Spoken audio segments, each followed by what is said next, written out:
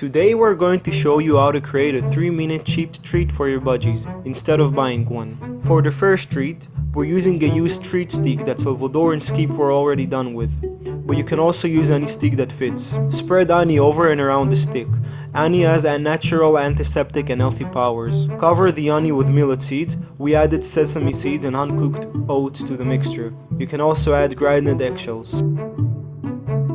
For the second treat, we'll make a fruit treat out of honey, apples and mashed bananas, but you can also add other healthy fruits for budgies. Make a bowl out of the apple and banana. The honey will help glue everything together, and then cover the bowl with millet seeds. The texture is soft, which is just how they like it. And that's it! You have a cheap and healthy treat for your budgies in 3 minutes.